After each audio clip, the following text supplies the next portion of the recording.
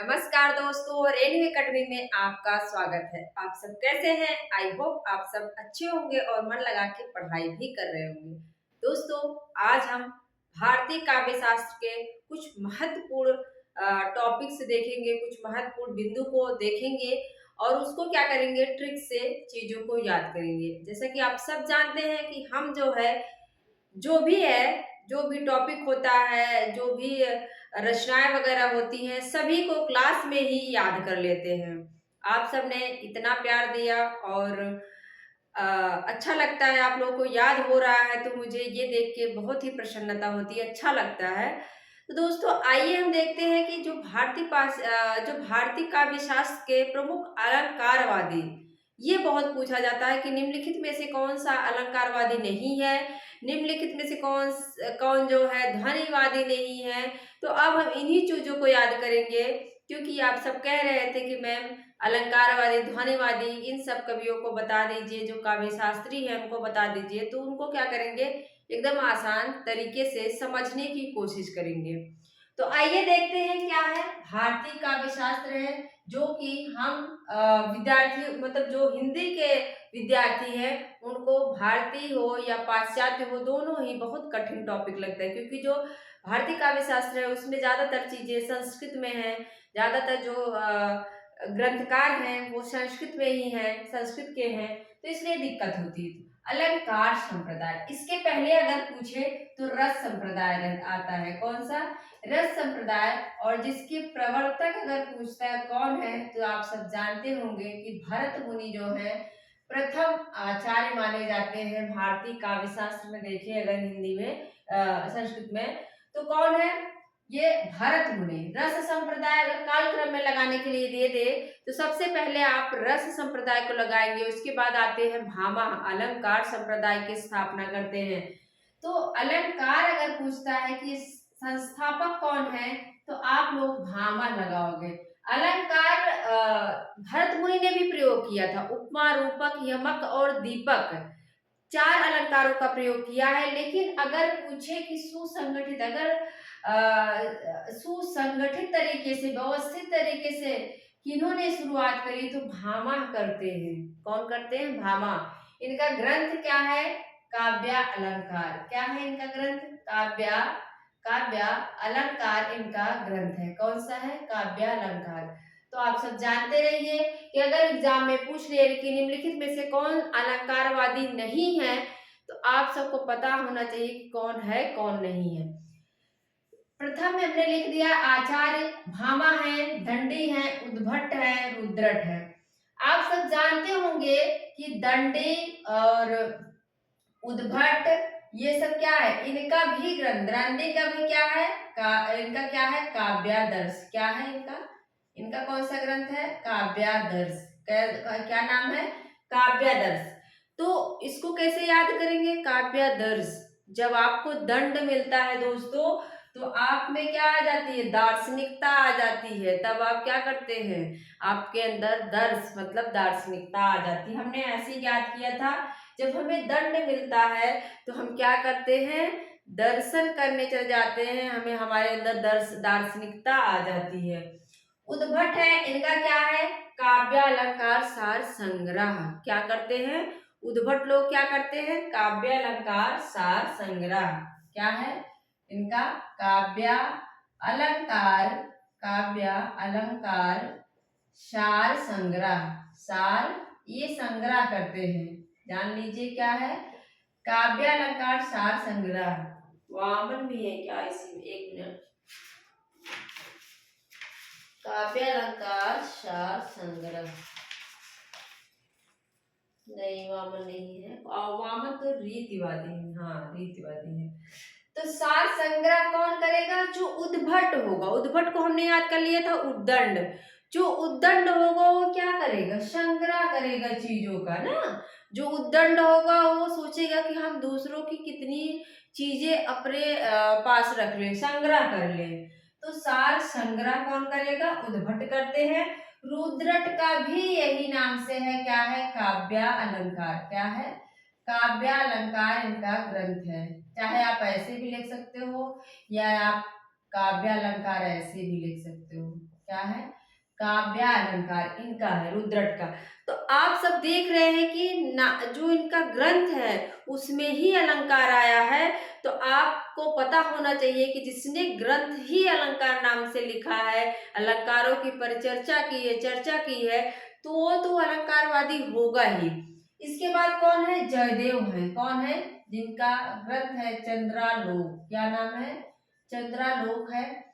तो जयदेव जो है, जो मम्मट की काव्य परिभाषा है, मम्मट का कहना है कि अगर काव्य में कभी कभी अलंकार ना भी आए तब भी वह काव्य है।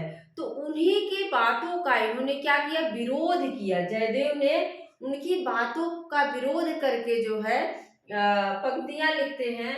तो यहाँ से आप लोगों को लिंक कर लेना चाहिए चीजों को कि जो जयदेव हैं वो क्या करे हैं, मम्मट ने अलंकार के विरोध में पंक्ति कही तो उसके विरोध में इन्होंने क्या कहा कि जो है इनका कहना है कि अगर अलंकार के बिना काव्य लिखा जा सकता है, ऐसा है तो आप लोगों को मान लेना चाहिए कि आग में उष्णता नहीं होती है। मतलब आग जो है बिना उष्णता के है, ऐसा तो संभव है ही नहीं, आग में उष्णता होती है। तो यही इनका मानना है कि काव्य अगर रचना हो रही है, काव्य में काव्य की रचना हो रही है तो अलंकार वहां पे जरूर होगा, जयदेव में। इसके बाद अप्पय दीक्षित है, भारतेंदु राज हैं, और हाँ भारतेंदु, यही यही 5-6 पूछे जाते हैं। इनको अपने जहन में बैठा लीजिए दोस्तों।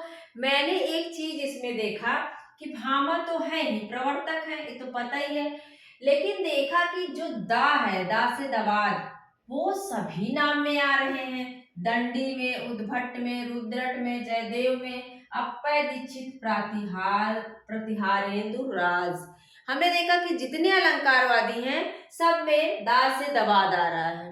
तो यहाँ से हमने थोड़ा सा कहीं ना कहीं ये लिंक कर लिया चीजों को कि अगर कोई और नाम आता है तो हमें समझ आ जाएगा कि ये अलंकारवादी नहीं है।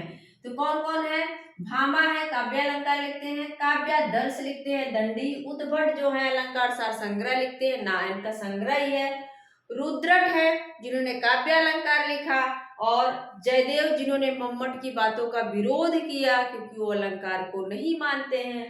तो इसके बाद 2 लोग बच रहे हैं जो बड़े बड़े नाम दिख रहे हैं आपको। क्या क्या नाम है, अप्पय दीक्षित और प्रतिहारेंदु राज। क्या क्या है, अप्पय दीक्षित और प्रतिहारेंदु राज।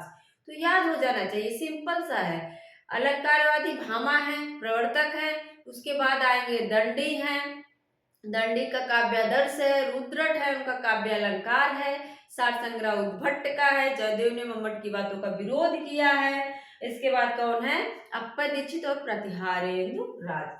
उसके बाद देखो दोस्तों, रीति संप्रदाय। रीति संप्रदाय के जो प्रवर्तक है कौन है, वामन है। कौन है, वामन है। अब इन लोगों ने जो जो परिभाषाएं दी है ना काव्य से संबंधित, उसको हम दूसरे वीडियो में देखेंगे, और क्या क्या ग्रंथ इन लोगों ने लिखा उसकी भी ट्रिक हम दूसरे वीडियो में देखेंगे। अभी आप देखिए कि कौन से अलंकारवादी हैं और किसने रीति को क्या क्या माना है। रीति के प्रवर्तक कौन है, वामन है। और रीति के लिए प्रयुक्त अन्य नाम, एग्जाम में बहुत पूछा जाता है कि किसने रीति की जगह पे प्रवृत्ति माना है, किसने मार्ग कहा है रीति को, किसने संघटना कहा है, ये सब चीजें कोई वृत्ति किसने कहा है, तो बहुत पूछी जाती हैं। आप सब ध्यान से देखिए, रीति क्या है, रीति का आप जानते हैं, रीति नाम वामन ने दिया। रीति नाम किसने दिया, वामन ने दिया है, याद ही होना चाहिए।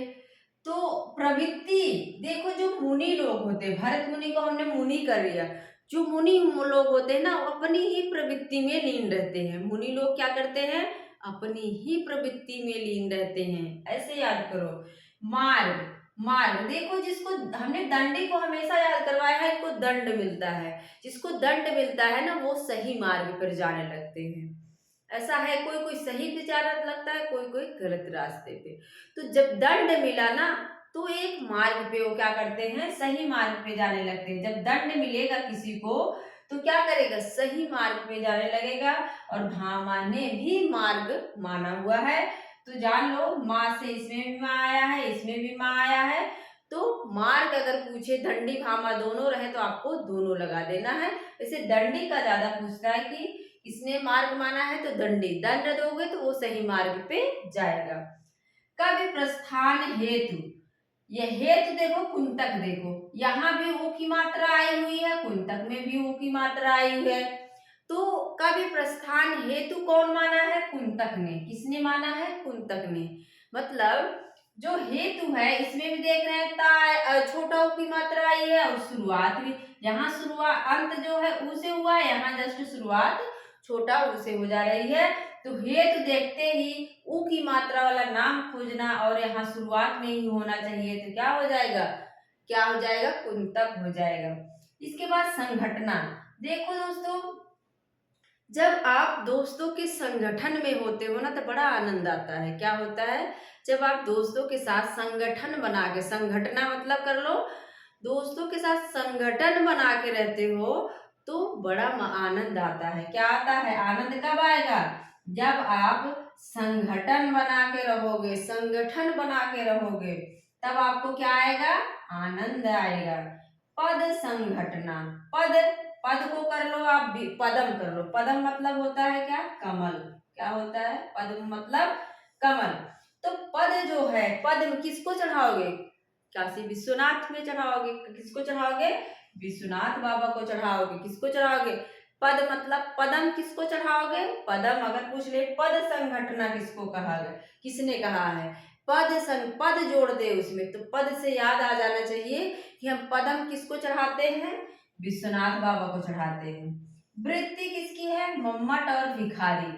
देखो जो वृत्ति है ना, मैंने याद कर लिया था एक आप लोग जो भी गांव के होंगे वो देखते होंगे पेड़ों पे लाल लाल एक कीटाणु रहते हैं, कीट जिसको कहते हैं, उसको हम लोग माटा कहते थे। कई बार, एक बार मैंने और आप लोगों को बताया था, माटा कहते हैं हम लोग अवधि में।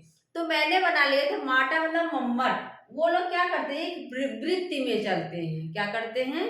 एक लाइन में, जैसे चींटी होती है, चींटी एक लाइन में जाती है, तो क्या करते हैं? माटे जो होते हैं, माटा जो होता है, माटा क्या करता है? माटा, जिसको हम लोग मम्मट बना लिया, मैंने मम्मट को क्या कर लिया? माटा कर लिया।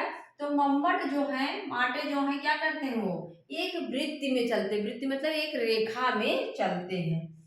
काव्य का द्वार, द्वार किसने कहा है? एक बार एग्जाम में पूछा गया, काव्य का द्वार रीति को किसने कहा है? तो देव ने कहा है। इसको भी याद करना बहुत इजी है दोस्तों। आप देखो द्वार पे किसका फोटो लगाते हो? कोई शंकर भगवान का लगा देता है, तो कोई किसी किसी और देवता की, कोई माता जी का लगा देता है। मतलब जो जिसको अपना जो भी जिसको मानता होगा उसकी फोटो कहाँ लगाएगा? अपने द्वार पे लगाता है। कहाँ लगाएगा? अपने ऐसे द्वार पे लगा देता है। तो द्वार किसने माना हुआ है? देव। देव की फोटो लगाओगे ना, द्वार पे किसकी फोटो लगाओगे? देव की फोटो लगा दोगे, किसी देवता की फोटो लगा दोगे। एक और है काव्य का स्वभाव, चिंतामणि ने माना है। अब स्वभाव देखो कैसा है? चिंता परक है। स्वभाव कैसा है? अभी किसी ने कोई बात कह दी तो आपका स्वभाव कैसा है? आपको चिंता हो जाएगी। कैसी हो जाएगी? चिंता हो जाएगी। स्वभाव चिंता, स्वभाव कैसा है? चिंताजनक है। ठीक है, इस तरह से आप याद करेंगे दोस्तों तो चीजें ज्यादा दिन तक याद रहेंगी और एग्जाम में क्वेश्चन सही होगा। एक बार फटाफट फिर से देख लो। अलंकार के प्रवर्तक जो है अगर माने तो हम आचार्य भामा को मानते हैं। इसके बाद अलंकारवादी में दंडी है, उद्भट है, रुद्रट है और जयदेव जिन्होंने मम्मट की बातों का विरोध किया, अप्पय दीक्षित और प्रतिहारेंदु राज है। इसके बाद है रीति संप्रदाय, जिसके प्रवर्तक कौन है? वामन है। और वामन ने रीति माना। प्रवृत्ति किसकी होती है? मुनियों की प्रवृत्ति, अपने में ही प्रवृत्ति वो रहते हैं। और मार्ग, जिसको आप दंड देंगे वो सही मार्ग पर जाएगा। माँ इसमें भी है, माँ इसमें भी है। और हेतु आया, कवि प्रस्थान हेतु, छोटा ऊ की मात्रा वाला आप स्टार्टिंग शुरुआत देखेंगे कुंतक आ जाएगा। संगठना में आपको, संगठन में क्या आता है? आनंद आता है। संगठना में क्या आता है? आपको आनंद आता है। पद संगठना मतलब पदम किसको चढ़ाओगे? काशी विश्वनाथ, विश्वनाथ बाबा को चढ़ाओगे। और वृत्ति में कौन चलते हैं? माटे चलते हैं। जो माटा होता है वो वृत्ति बना के चलता है। और भिखारी भी इसी में याद कर लो, भिखारी भी देखो एक साथ एकजुट बनाकर रहते हैं, एक वृत्ति में रहते हैं। और द्वार पर क्या लगाते हो आप? किसी देवता की फोटो लगाते हो। देव, द्वार किसने माना है? देव ने माना है। आपका स्वभाव कैसा है? तो चिंताजनक है, चिंतामणि। आपका स्वभाव कैसा है? चिंताजनक है। तो दोस्तों, मुझे लगता है कि आप लोगों को ये सारी चीजें याद हो गई होंगी। अगर नहीं याद होती है तो आप वीडियो को दोबारा देखिए, ताकि आपको ये चीजें रट जाए, क्योंकि एग्जाम में बहुत पूछा जाता है। तो दोस्तों, मेरा पूरा वीडियो देखने के लिए आपका बहुत बहुत धन्यवाद। मिलते हैं अगले वीडियो में। Thank you.